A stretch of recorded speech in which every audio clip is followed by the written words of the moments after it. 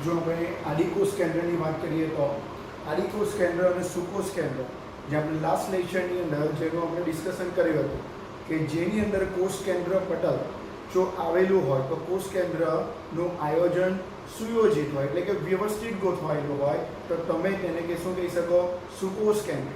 પણ જો આદિકોષ કેન્દ્રની વાત કરીએ તો તેની અંદર કોષ કેન્દ્ર પટલનો અભાવ હોય. આપણે લાસ્ટ ટાઈમ જોયેલું કે કોષ કેન્દ્ર પટલ એટલે કે સમજો કે આ કોષ કેન્દ્ર છે કોષની અંદર અને તેની આજુબાજુ એક આવેલું જે પટલ છે કે જેને આપણે કહીશું કોષ કેન્દ્ર પટલ. જો કોષ કેન્દ્ર પટલ એબ્સન્ટ હોય અથવા તો કોષ કેન્દ્ર પટલ આવેલું હોતું નથી તો આપણે કહી શકીશું કે એવા પ્રકારના કોષોને આપણે આદિકોષ કેન્દ્રી કહીશું. લાસ્ટ લેક્ચરમાં આપણે એ પણ જોયું કે જે સુકોષ કેન્દ્રિત કોષો છે કે જેની અંદર પટલમય અંગિકાનો સમાવેશ થાય. તમે અગાઉના ધોરણની અંદર ભણેલા છો 8, 9, 10માં હરિતકણ, આંતરકોષ રસજાળ, પછી તમે એવું કહી શકો કણાભસૂત્ર, એ બધા પટલમય અંગિકા છે. તો તેનો જેની અંદર અભાવ હશે તેને બી તમે શું કહી શકો આદિકોષ કેન્દ્રી. જરા ધ્યાન આપીએ તો આદિકોષ કેન્દ્ર એટલે આપણે ક્લિયર કીધું છે કે જેની અંદર પટલમય અંગિકાનો શું છે અભાવ. પટલમય અંગિકા એટલે આપણે હમણાં જ કીધું કે કણાભસૂત્ર છે, અંતરકોષ રસજાળ છે, હરિતકણ છે, એ બધા પટલમય અંગિકા છે. તો આદિકોષ કેન્દ્રની અંદર પટલમય અંગિકાનો શું હશે અભાવ. બીજું કે કોષનું અંદર જે મધ્યમાં જે આપણે કહીશું કે કોષ કેન્દ્ર પટલ કોષ કેન્દ્ર, તો એ કોષ કેન્દ્ર પર આવેલું કોષ કેન્દ્ર પટલનો જો અભાવ હોય તો એનો મતલબ કે કોષ કેન્દ્રની અંદર આવેલું જનીન દ્રવ્યનું આયોજન અથવા તો ગોઠવણી વ્યવસ્થિત થયેલી હશે નહીં. તો આદિકોષ કેન્દ્રની અંદર કોષ કેન્દ્ર પટલનો શું હશે અભાવ હશે. આપણે અહીંયા આપણી પાસે ચાર એમ કહેતો ચાલે કે ચાર ઓર્ગેનિઝમ એવા છે, ચાર સજીવ એવા છે કે જે આદિકોષ કેન્દ્રનું પ્રતિનિધિત્વ કરે અથવા તો કહી શકાય કે આદિકોષ કેન્દ્રની અંદર આ ચાર સજીવો મુખ્ય છે. એમાંનું એક છે બેક્ટેરિયા, બીજું છે નીલહરિતલિંગ એટલે કદાચ તમને 10માની અંદર આવ્યું હશે કે નીલહરિતલિંગ એટલે તમે સાયનોબેક્ટેરિયા પણ કહી શકો. ત્રીજું છે માઇકોપ્લાઝ્મા, એ લાસ્ટ લેક્ચરની અંદર આપણે કીધું કે સૌથી નાનું સજીવ 0.3 માઇક્રોમીટર જેટલી લંબાઈ ધરાવતું. અને ચોથું છે આ તમને એક્ઝામમાં પૂછી શકાય એનું full form PPL, pleuropneumonia like organism. આ ચાર સજીવો છે કે જેનો આદિકોષ કેન્દ્રની અંદર સમાવેશ થાય છે.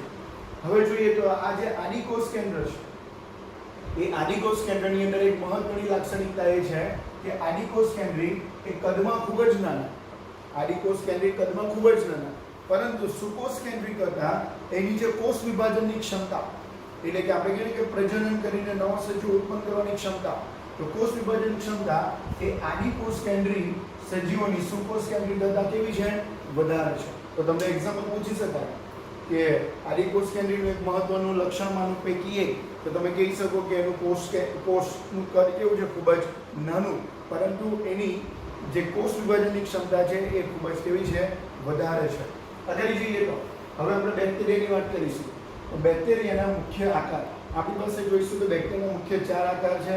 ઘણી વખત એક્ઝામની અંદર એક કોલમ ટાઈપ ક્વેશ્ચનની અંદર તમને પૂછી શકાય, કોલમ ટાઈપ ક્વેશ્ચનની અંદર ઘણી વખત પૂછાય કે અહીંયા તમને એક કોલમમાં એના જે આકાર આપેલા હશે એટલે કે ઇંગ્લિશ છે અને એનું શું કર્યું છે ગુજરાતી કર્યું છે. તો જે બેક્ટેરિયાના મુખ્ય 4 આકાર છે જેમાં એક છે બેસિલસ. તો બેસિલસ એટલે તમે કહી શકો દંડાણુ, એટલે કે આવી કન્ડિશનની અંદર જે પણ બેક્ટેરિયા હશે તે આવા દંડી જેવા હશે. કોકસ એટલે ગોલાણુ એટલે કે આવા ગોળ, લંબગોળ, નાના આવા બધા આકારના હશે. પછી વિબ્રિયો, વિબ્રિયો એટલે કોમા આવા શેપના હશે. અને છેલ્લું છે સ્પાઇરિયમ, સ્પાઇરિયમ એટલે તમે કહી શકો સર્પાકાર, સ્પાઇરિયમ એટલે તમે શું કહી શકો સર્પાકાર. તો આ બી તમારે એક MCQ થશે, એક્ઝામમાં પૂછી શકાય કે બેક્ટેરિયાના મુખ્ય 4 આકાર કયા, અથવા તો તમે બેક્ટેરિયાના આકારનું કોલમ વાઇઝ ક્વેશ્ચન પૂછેલો હોય.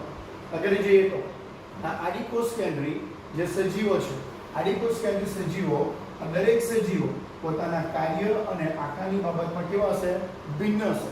ઘણા બધા આદિકોષ કેન્દ્રી છે અને આ આદિકોષ કેન્દ્રીનો પોતાનો આકાર અને કાર્ય કેવા છે જુદા જુદા છે.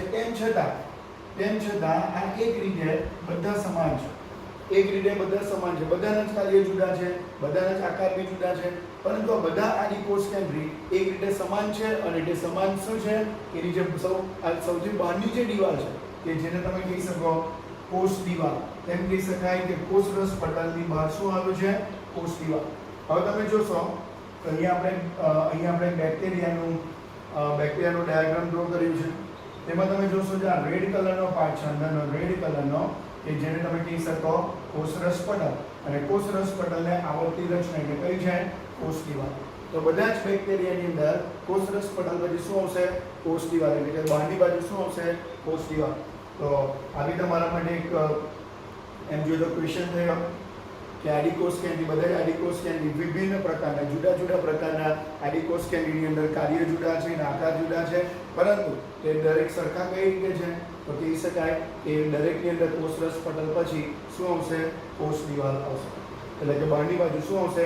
કોષ દિવાલ. આપણે અહીંયા બીજા પોઈન્ટ પર ડિસ્કશન કરેલું કે આદિકોષ કેન્દ્રની અંદર કોષ કેન્દ્ર પટલ હોતું નથી. જો કોષ કેન્દ્ર પટલ નહીં હોય તો શું થશે?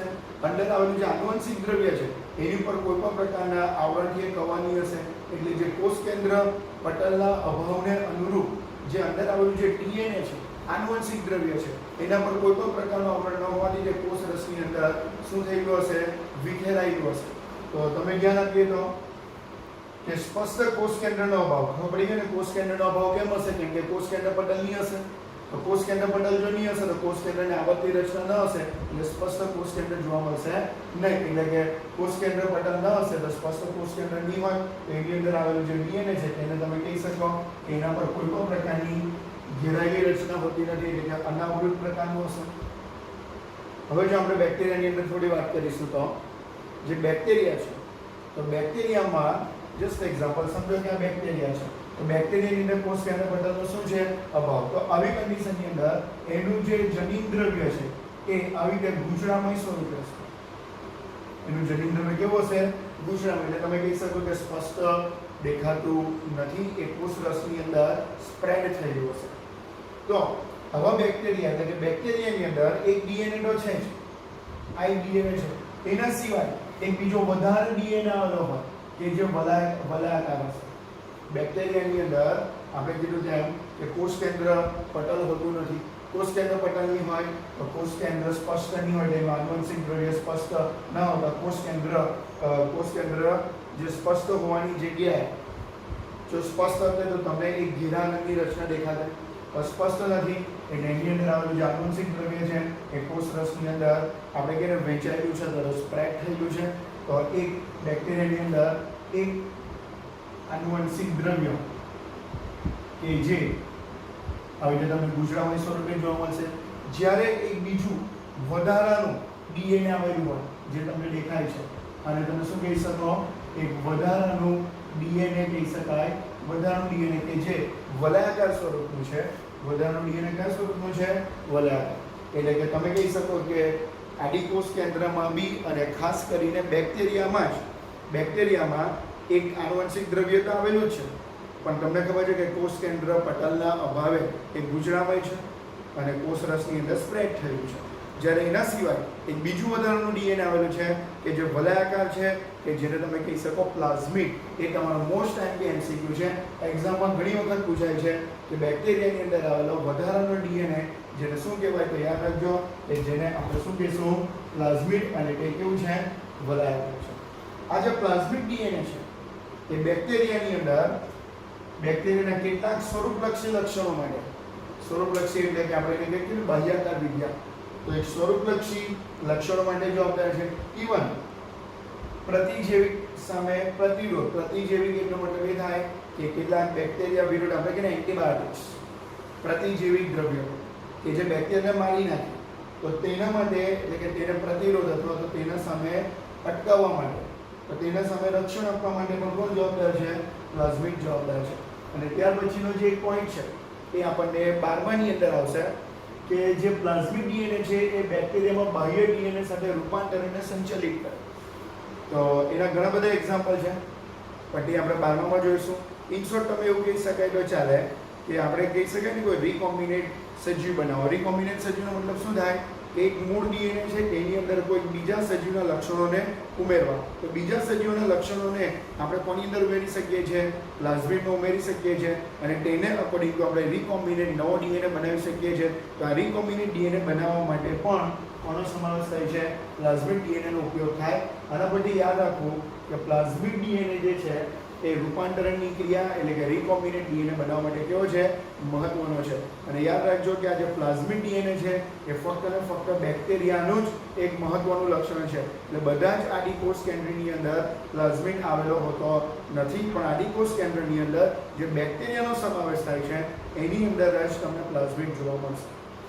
ચલો આગળ જરાક જોઈએ તો મેસોઝોમ. મેસોઝોમ એક એમ કહેશો તો ચાલશે કે આદિકોષ કેન્દ્રમાં જોવા માટે એક અંગિકા છે, પરંતુ તે ક્યાંથી ઉત્પન્ન થાય? તો યાદ રાખવાનું કે મેસોઝોમ એ આદિકોષ કેન્દ્રનું સૌથી અંદરનું આવરણ એટલે કે એને આપણે કહી શકું કોષરસ પટલ. શું કહેવાય? કોષરસ પટલ. આ કોષરસ પટલનું અંતર્વલન થાય. અંતર્વલન એટલે તમે ઇંગ્લિશમાં કહેશો ફોલ્ડિંગ, એટલે કે અંદર ગળીઓ સર્જાય અને ગળીઓ સર્જાતા તેમાંથી જે રૂપાંતર પામે એને તમે શું કહી શકો? મેસોઝોમ. અને મેસોઝોમ વિશે તમારે યાદ રાખવાનું કે મેસોઝોમ એ આદિકોષ કેન્દ્રમાં આવેલું કોષરસ પટલ. તો કોષરસ પટલનું અંતર્વલનનો મતલબ થાય કે અંદર બધા ફોલ્ડ બનશે. ફોલ્ડ એટલે તમે કહો કે ગળીઓ બનશે અને ગળીઓ બનશે એ વિશિષ્ટ રચના તમે શું કહી શકો? મેસોઝોમ. આ ગળી બનવાના લીધે એમ કે ચાલે, ગળી બનવાના લીધે એની સરફેસ એરિયા એટલે કે અંદરનો જે એરિયા એટલે કે અંદરનો જે વિસ્તાર છે તેમાં શું થશે? વધારો થશે. બીજું આપણે જોઈશું બેક્ટેરિયા વિશે કે ઘણા બધા બેક્ટેરિયાની અંદર એનું બહારનું આવરણમાં જુદા વિભિન્નતા જોવા મળશે, એટલે કે કોષીય આવરણમાં વિભિન્નતા જોવા મળશે. ઇવન એક ગ્રામ નામનો એક સાયન્ટિસ્ટ છે, ગ્રામ નામનો જે સાયન્ટિસ્ટ છે તેણે એક પોતાની વિશિષ્ટ અભિરંજક પદ્ધતિ આપી. તમને એવું થશે કે અભિરંજક એટલે શું? તો આઈ થિંક આપણને 8, 9, 10માં આવેલું છે કે અભિરંજક એટલે કે આપણે ઇંગ્લિશમાં બોલીએ ને સ્ટિંગ. તો 8, 9, 10માં તમને મિથિલિન બ્લુ એવો કોઈ શબ્દ આવ્યો હશે, ઇથાઇલ ઓરેન્જ આવો કોઈ શબ્દ આવ્યો હશે. આ બધા આપણે એવું કહીએ તો ચાલે કે અભિરંજકો છે કે જે કોઈ કોષની અંદર નાખતા એક વિશિષ્ટ પ્રકારની કોઈ અંગિકાને અથવા કોષરસને અથવા કોષ કેન્દ્રને અભિરંજિત કરે અને માઇક્રોસ્કોપમાં જ્યારે આપણે જોઈશું ત્યારે તે ચોક્કસ કલરના આપણને જોવા મળશે. તો ગ્રામ દ્વારા જે એક અભિરંજક પદ્ધતિ આપી છે તેનો મતલબ એ થશે તેના આધારે બેક્ટેરિયાને બે ભાગમાં આપણે વહેંચેલા છે.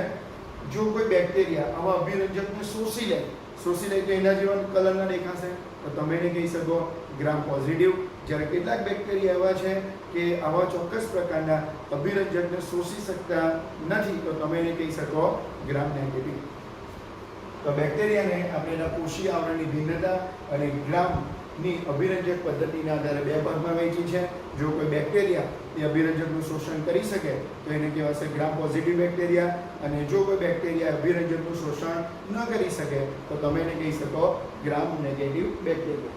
હવે આપણે એક નાના ટોપિક પર જઈશું, cell envelope and its modification, એટલે કે કોષની બહારની રચના અને તેના રૂપાંતર.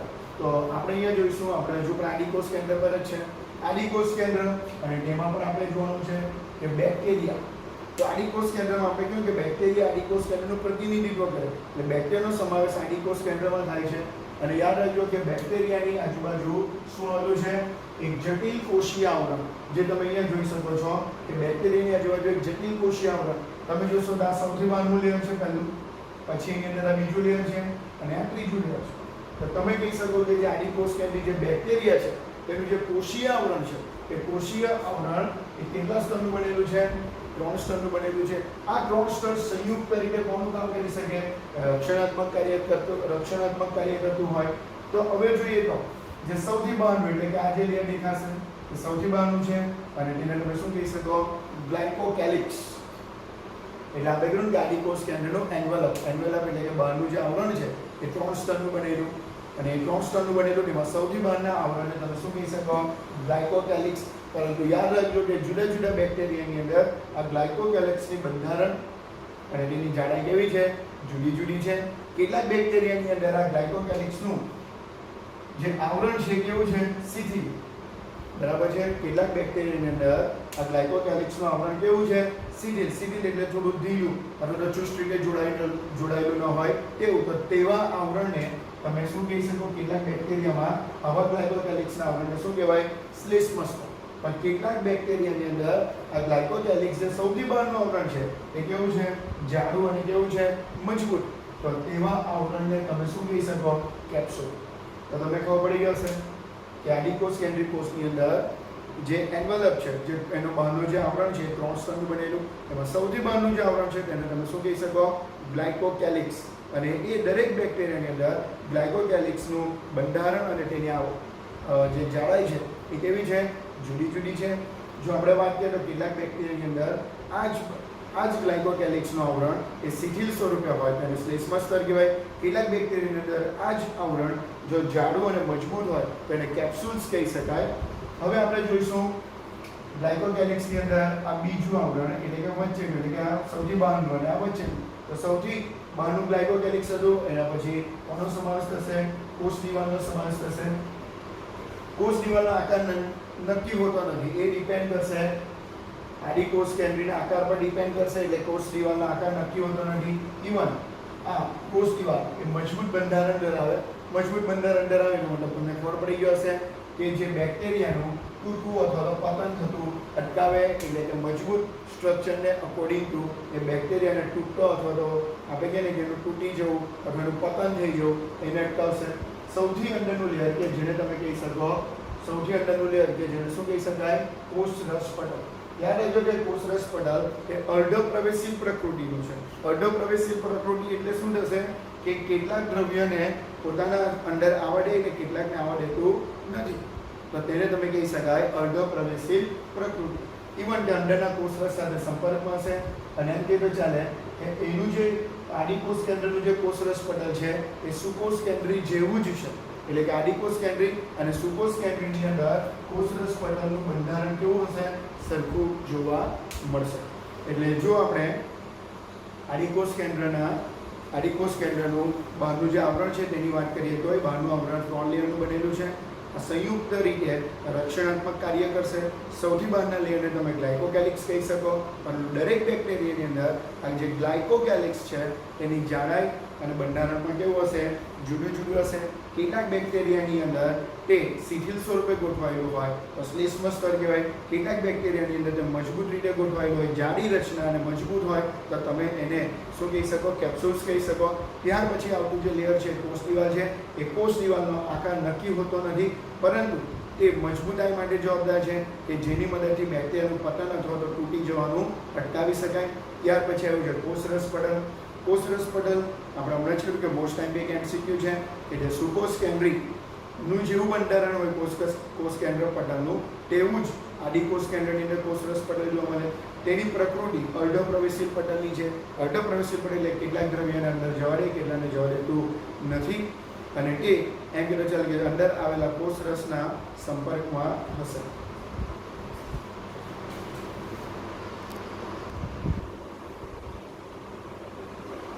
જો આપણે આદિકોષ કેન્દ્રની અંદર મેસોઝોમની વાત કરીએ તો આપણને ખબર છે કે મેસોઝોમ એ કોષરસ પટલથી અથવા તો કોષરસ પટલની અંદર અંતર્વલન પામે. અંતર્વલન એટલે આપણે કીધું કે ફોલ્ડિંગ થઈને બનેલી એક ગળીયુક્ત રચના કે જે એના વિસ્તારમાં શું કરશે? વધારો કરશે. જો આપણે મેસોઝોમની વાત કરીએ તો મેસોઝોમ એ કોષરસ પટલથી વિસ્તૃતીકરણ પામેલી રચના. વિસ્તૃતીકરણ તમને ખબર હશે, ફોલ્ડિંગથી બનેલી રચના, ફોલ્ડથી બનેલી રચના કે જે સરફેસ એરિયામાં શું કરશે? વધારો કરશે. તે એક પટલમય રચના છે.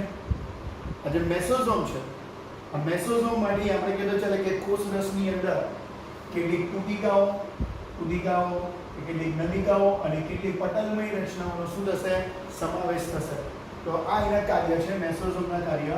તો મેસોઝોમ કે જે આપણે જે કીધું તે કે કોષરસ પટલથી અંતર્વલિત પામેલી રચના કે જે કોષની અંદર કુટિકાઓ બનાવી શકે, નલિકાઓ બનાવી શકે અને કેટલીક પટલમાં અંગિકા બનાવી શકે. તેમજ એક એનું મહત્વનું કામ જે આપણે કહી શકાય કે કોષ દિવાલનું નિર્માણ કરશે. એ કોષ દિવાલનું નિર્માણ તો કરશે જ, આ એનું એક મહત્વનું કામ છે મોસ્ટ ટાઈમ. એ સિવાય તે એમ કહેવાય ચાલે કે જ્યારે બી કોષની અંદર ડીએનએ નું સ્વયંજનન કરવું. ડીએનએ નું સ્વયંજનન કરવું એટલે કે એક ડીએનએ માંથી કેટલા બનવા? 2 ડીએનએ બનવા. અને આ જે ડીએનએ નું સ્વયંજનન કરીને જ્યારે કોષ એકમાંથી 2 બને કોષ વિભાજનની ક્રિયા દરમિયાન, ત્યારે આ બંને ડીએનએ ને વહેંચવાનું કામ પણ કોણ કરશે? કારણ કે બાળ કોષોમાં વિતરણ એટલે કે 2 કોષોની અંદર એને વહેંચવાનું કામ બી કોણ કરશે? મેસોઝોમ તેની સાથે શું થયેલું છે? સંકળાયેલું છે. આગળ જઈએ તો કોષની અંદર ચાલતી શ્વસનની ક્રિયા, કોષની અંદર ચાલતી કેટલી સ્રાવી પ્રક્રિયાઓ અને કોષરસ પટલના વિસ્તાર પર ચાલતી ઘણી બધી મહત્વની ક્રિયાઓ, આ બધી મહત્વની ક્રિયા સાથે કોણ સંકળાયેલું રહેશે? મેસોઝોમ. કેમ અહીંયા લખ્યું છે કે કોષરસ પટલના સપાટીના વિસ્તારમાં ચાલતી ક્રિયા? તમને ખબર છે કે આ મેસોઝોમ છે એ કોષરસ પટલમાંથી ઉદ્ભવેલી રચના છે. તો એ કોષરસ પટલની સપાટી પર ચાલતી મહત્વની ક્રિયા સાથે પણ શું થયેલું છે? સંકળાયેલું છે. ઇવન ઉત્સેચકની માત્રાને વધારવામાં પણ મદદ કરશે. આપણને ખબર છે કે વનસ્પતિ હોય કે પ્રાણી કોષો હોય, દરેકની અંદર ઉત્સેચકોનું એટલું જ મહત્વ છે. બીકોઝ ઓફ તમને ખબર છે ત્યાં સુધી કે ઉત્સેચક એ આપણા શરીરની વિવિધ પ્રકારની ચયાપચયની ક્રિયાઓ સાથે સંકળાયેલું, એટલે કે જે ઉત્સેચક રિલેટેડ જે પણ છે કે ઉત્સેચકની માત્રાને વધારવા માટે પણ મેસોઝોમ સંકળાયેલું છે. એક મેસોઝોમ સિવાય બીજી રચના જે બી કોષરસમાં તમને મુક્ત સ્વરૂપે જોવા મળશે અને તે પણ પટલથી વિસ્તૃતીકરણ પામેલી, કારણ કે મેસોઝોમ બી તમને ખબર છે કે કોષરસ પટલમાં જ ફોલ્ડિંગ થયેલી રચના છે. પણ તેવી જ રીતે પટલની એક વિસ્તૃત પામેલી રચના કે જે કોષરસમાં જોવા મળશે, જેને તમે કહી શકો ક્રોમેટોફોર. ક્રોમેટોફોર એટલે કે રંજક દ્રવ્ય, એ તમને વિશિષ્ટ પ્રકારના બેક્ટેરિયા એટલે કે સાયનોબેક્ટેરિયામાં જોવા મળશે. આપણે કે જે સાયનોબેક્ટેરિયાનો સમાવેશ કોની અંદર થશે? આદિકોષ કેન્દ્રીય સજીવની અંદર થશે. તો જો આપણે બીજી મહત્વની રચના જોઈએ ક્રોમેટોફોર, તો ક્રોમેટોફોર પણ આપણે કીધું ચાલે કે કોષરસ પટલમાંથી જ એક ઉદ્ભવેલી રચના, વિસ્તૃતીકરણથી ઉદ્ભવેલી રચના જે કોષરસમાં જોવા મળશે. અને આ જે ક્રોમેટોફોર છે એટલે કે વિશિષ્ટ પ્રકારના રંજક દ્રવ્ય ધરાવે કે જે સાયનોબેક્ટેરિયામાં જોવા મળશે. સાયનોબેક્ટેરિયા આપણે બોલીએ તો નીલહરિત લીલ કે જેનો સમાવેશ આદિકોષ કેન્દ્રમાં જ થશે. હવે આપણે જોઈએ તો બેક્ટેરિયલ કોષોની અંદર, તો સમજી લો કે આ બેક્ટેરિયલ કોષ છે અને બેક્ટેરિયલ કોષમાંથી આવી રીતે પ્રચલન કરવા માટે જે એક રચના નીકળેલી છે કે જેને આપણે શું કહીશું? કસાય કહીશું. તો બેક્ટેરિયાની અંદર કેટલાક બેક્ટેરિયા ચલિત છે તો કેટલાક બેક્ટેરિયા કેવા છે? અચલિત છે. એટલે કે એક જગ્યાએ બીજી જગ્યાએ વહન થઈ શકે અથવા તો એક જગ્યાએ બીજી જગ્યાએ જઈ શકે, તો તેને તમે ચલિત કહી શકો. આ ચલિત બેક્ટેરિયાની અંદર કોષ દિવાલ પરથી એક ઉદ્ભવતી રચના, એક તંતુ જેવી રચના, આ એક તંતુ જેવી રચના જે ક્યાંથી ઉદ્ભવે છે? એમ કીધું ચાલે કે ક્યાંથી ઉદ્ભવશે? કોષ દિવાલ પરથી ઉદ્ભવ થતી એક તંતુ જેવી જે રચના છે કે જેને આપણે શું કહીશું? કસાય કહીશું. અને તેની મદદથી બેક્ટેરિયા શું કરશે? એક જગ્યાએથી બીજી જગ્યાએ અલગ પ્રચલન કરી શકશે. તો તેના માટે જવાબદાર રચનાને તમે શું કહેશો? કસાય. એટલે કે બેક્ટેરિયાને આપણે બે પાર્ટમાં ડિવાઈડ કર્યા છે, ચલિત અને બીજું અચલિત. અચલિતનો મતલબ ખબર પડી ગયો છે કે તંતુ જેવી રચના એટલે કે કસાય ઉદ્ભવતી નથી. ત્યારે ચલિત એટલે તમે કહી શકો કોષ દિવાલ પરથી ઉદ્ભવતી તંતુ જેવી રચના કે જે એને પ્રચલનમાં મદદ કરી શકે કે જેને તમે શું કહી શકો? કસાય. જુદા જુદા બેક્ટેરિયાની અંદર આ કસાયની રચના અને તેની સંખ્યા પણ કેવી હશે? જુદી જુદી હશે. એટલે તમે કહી શકો કે દરેક બેક્ટેરિયાની અંદર એક કસાય આવતી નથી, કોઈમાં એક હોય, કોઈમાં બે પણ હોઈ શકે. એટલે કે કસાયની આપણે એવું કહીએ તો ચાલે કે સંખ્યા પણ દરેક બેક્ટેરિયાની અંદર કેવી હોઈ શકે? જુદી જુદી હોઈ શકે. આ જે કસાય છે એ 3 પાર્ટમાં ડિવાઈડ છે. કસાય કેટલા પાર્ટમાં ડિવાઈડ છે? 3 પાર્ટમાં. તો એનો સૌથી નીચેનો ભાગ કે જ્યાંથી એ ઉદ્ભવે છે, એનો સૌથી નીચેનો ભાગ કે જ્યાંથી એ શું થાય છે? ઉદ્ભવે છે. તો આ જ્યાંથી ઉદ્ભવે છે એને તમે કહી શકો તલકાય કહી શકો. એને શું કહી શકાય? તલકાય. એટલે કે બેક્ટેરિયાની અંદર જ્યાંથી કસાય ઉદ્ભવે છે એને તમે શું કહી શકો? તલકાય. ત્યાર પછીનો સૌથી આપણે કહીએ કે ત્યાર પછીનો એક નાનો ભાગ કે જેનો એન્ડ કે જેને તમે કહી શકો અંકુશ. તેને શું કહી શકો? અંકુશ. અને ત્યાર પછી જે ત્રીજો જે ભાગ છે કે જે તંતુનો સૌથી અથવા કસાયનો સૌથી લાંબો ભાગ એટલે કે તમે એને શું કહી શકાય? તંતુ. તો સમજ પડી ગયો હશે કે કસાય 3 પાર્ટમાં ડિવાઈડ થયેલી છે.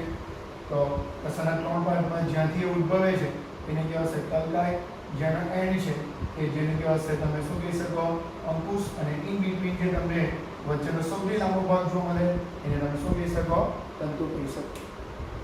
બેક્ટેરિયાની અંદર તંતુ સિવાય પણ આવેલી બે મહત્વની રચના એટલે કે આપણે કહે ને કે કસા જે ઉત્પન્ન થયેલી છે તો કસાની જે રચના છે એના સિવાય પણ બેક્ટેરિયા પર બે રચના આવેલી છે અને તેમાંની એક રચના કે જે નળાકાર સ્વરૂપે તમને જોવા મળશે કે જેને તમે કહી શકો પી એટલે તમે કહી શકો કે કસા સિવાય સપાટી પર બીજી બે રચના કે જે એક રચના નળાકાર છે કે જેને તમે શું કહી શકો પીલી કહી શકો અને જે બીજી રચના છે કે જે સૌથી નાના આવા તંતુ સ્વરૂપે હોય કે જેને તમે કહી શકાય ફિમ્બ્રી. તો કસા સિવાય પણ બેક્ટેરિયા ઉપર બીજી બે રચના આવેલી હોય કે જેને તમે કહી શકો પીલી અને બીજાને શું કહી શકો ફિમ્બ્રી. પણ યાદ રાખજો કે આ જે કસા છે એ હલનચલન અથવા તો આપણે કહીએ ચલિકા એટલે કે એક જગ્યાએ બીજી જગ્યાના વહન સાથે સંકળાયેલી રચના છે જ્યારે પીલી અને જે ફિમ્બ્રી છે એ ચલિકા ધરાવતી રચના નથી. આ જે પીલી છે આપણે હમણાં જ કીધું કે એક લંબાયેલો નળાકાર છે એક નળાકાર રચના છે કે જે વિશિષ્ટ પ્રકારના પ્રોટીનથી બનેલી છે. જ્યારે ફિમ્બ્રીની વાત કરીએ તો ફિમ્બ્રી એ નાની તંતુમય રચના છે. નાની તંતુમય રચના છે.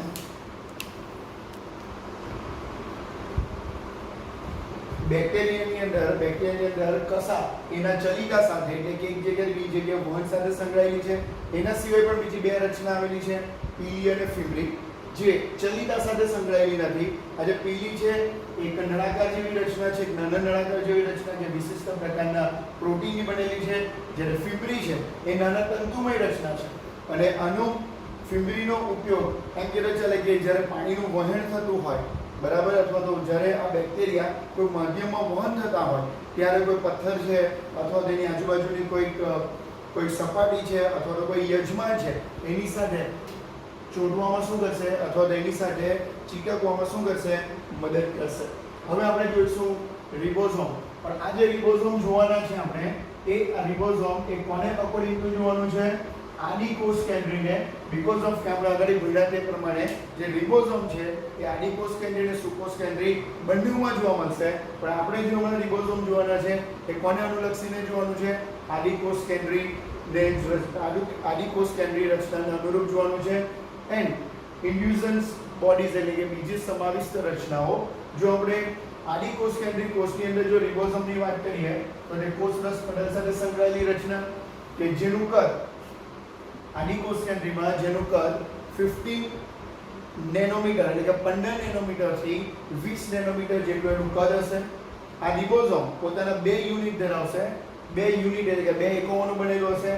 જે 50S એટલે કે મોટો યુનિટ અને 30S એટલે શું હશે નાનો યુનિટ હશે. આ જે S છે S નો મતલબ થશે સ્વીટબર્ગ. S નો મતલબ શું થશે Svedberg. It's a unit used to measure how fast molecules move into centrifuge. Centrifuge એટલે કે આપણે એવું વિચારીએ કે એક એવું મશીન છે કે જે કે 1 મિનિટની અંદર ઘણા બધા ચક્કર ફરતું હોય અને દરેક કણ પોતાની ડેન્સિટી એટલે ઘનતા પ્રમાણે એમ કહેવું ચાલે કે એના તળિયે બેસી જતું હોય તો આપણે કહી શકાય કે દરેક આ જે મોલિક્યુલ્સ છે એ પોતાના સેન્ટ્રીફ્યુજ મશીનની અંદર એની ફરવાની જે ક્ષમતા છે એટલે કે measure how fast molecules move into centrifuge એટલે સેન્ટ્રીફ્યુજની અંદર એની જે મૂવ થવાની જે ક્ષમતા છે એના આધારે આ સ્વીટબર્ગ યુનિટ છે. તો તમને કીધું તે પ્રમાણે કે એને આપણે ડિટેલમાં પણ જોઈશું કે જે રિબોઝોમ છે એ પોતાના બે યુનિટ ધરાવે છે 50S અને 30S. 50S એનો મોટો યુનિટ છે અને 30S એનો નાનો યુનિટ છે. આ જ્યારે આ બે પેટા એકમ જોડાય તો એ શું બનાવશે 70S. હવે જે 50S અને 30S જોડાઈને 70S બનાવશે. જો આપણે એવું વિચારીએ કે 80S બનવો જોઈએ એ જગ્યાએ કેટલો બને છે 70S. એ પણ આપણે ડિટેલમાં જોઈશું. ત્યાર પછીના જે 3 ટોપિક છે ત્યાર પછી આપણી પાસે બીજા બુકની અંદર બી છે 3 ટોપિક કે જે અકોર્ડિંગ ટુ 12 સાયન્સને અકોર્ડિંગ ટુ છે અને એને આપણે થોડી સમજવાની ટ્રાય કરીશું. રિબોઝોમ એ પ્રોટીન સંશ્લેષણનું સ્થાન છે. તો યાદ રાખજો કે આપણી બોડીની અંદર પ્રોટીન બનવા માટે કદાચ આપણે 8, 9, 10 ની અંદર mRNA ના પ્રકાર ભણેલા હશો અથવા તો તમે કદાચ RNA ના પ્રકાર ભણેલા હશો 8, 9, 10 માં. તો એક mRNA આવશે, બીજો tRNA આવશે અને ચોથો રિબોઝોમલ RNA આવશે. એક mRNA એટલે કે મેસેન્જર RNA, tRNA એટલે ટ્રાન્સફર અને રિબોઝોમલ RNA. આ ત્રણ RNA ની મદદથી પ્રોટીન બનવાની ક્રિયા થાય. તો આ જે રિબોઝોમલ RNA છે અહીંયા આવી ગયો છે કે રિબોઝોમ પ્રોટીન સંશ્લેષણનું શું છે સ્થાન છે. ઇવન આ બી આપણો 12 નો પોઈન્ટ છે કે એક mRNA એટલે કે RNA ના આપણી પાસે ત્રણ પ્રકાર છે. તેમાંનો એક RNA એટલે કયો મેસેન્જર RNA. આ મેસેન્જર RNA સાથે જ્યારે એક કરતા વધારે રિબોઝોમ જોડાય, એક કરતા વધારે રિબોઝોમ, એક હોય તો મોનો અને એક કરતા વધારે તો તમને બી છે કે પોલી શબ્દ યુઝ થશે તો તેને તમે પોલિઝોમ્સ કહી શકો અથવા શું કહી શકાય પોલી રિબોઝોમ બી કહી શકો. આ ત્રીજો પોઈન્ટ અહીંયા પૂછ્યું કે ભાષાંતર દ્વારા mRNA ની મદદથી પ્રોટીનનું નિર્માણ થાય. તો એ આપણે 12 માં આવેલો એક પોઈન્ટ છે એને પણ આપણે ડિટેલમાં જોઈશું કે mRNA એટલે કે messenger RNA. Messenger RNA DNA માંથી મેસેજ લાવશે કે કયા પ્રકારનો પ્રોટીન બનાવવાનો છે. તો એ મેસેજને અકોર્ડિંગ ટુ tRNA એ મેસેજનું કોષ કેન્દ્રમાંથી કોષ રસમાં વહન કરે અને એ મેસેજ પ્રમાણે રિબોઝોમલ RNA એટલે કે વિશિષ્ટ પ્રકારના પ્રોટીનનું શું કરશે સંશ્લેષણ કરશે અને આપણે ડિટેલમાં જોઈશું. રિબોઝોમ સિવાય આદિકોષ કેન્દ્રમાં આવેલી બીજી રચના આપણે કીધું કે બીજી સમાવિષ્ટ રચનામાં કોનો સમાવેશ થાય સૂક્ષ્મકાય. સૂક્ષ્મકાય એટલે કે એવી રચના કે જે કોષ રસમાં આવેલી છે પરંતુ એ કોષ રસમાં આવેલા આરક્ષિત દ્રવ્યો એટલે આપણે કહીએ રિઝર્વ ઘણા બધા વધારાના દ્રવ્યોનો શું કરે સંચય કરશે. પરંતુ આ રચના કોઈ પટલમય રચના હોતી નથી અને કોષ રસમાં આવી રચના શું હશે મુક્ત વિતરણ પામેલી હશે. જો આપણે સૂક્ષ્મકાયની વાત કરીએ સૂક્ષ્મકાય એટલે હમણાં જ કીધું પટલમય રચના છે જે રિઝર્વ એટલે કે વધારાના દ્રવ્ય છે એનો સંગ્રહ કરતી રચના છે કોષ રસમાં મુક્ત છે. જો આવી કણિકા ફોસ્ફેટનો સંગ્રહ કરે તો એને શું કહી શકાય ફોસ્ફેટ કણિકા કહી શકાય. સિયાનોફાઇસિન્સ કણિકા એટલે કે નોન પ્રોટીન છે એટલે કે કેટલાક પ્રકારના એસિડનો સંગ્રહ કરશે અને ગ્લાયકોજન કણિકા એટલે આપણા બોડીમાં આવેલું છે ગ્લાયકોજન એટલે ગ્લુકોઝ. જો ગ્લુકોઝનું પ્રમાણ વધારે હશે તો તેનો સંગ્રહ ગ્લાયકોજન કણિકા સ્વરૂપે થશે કે જે કોષ રસમાં મુક્ત છે.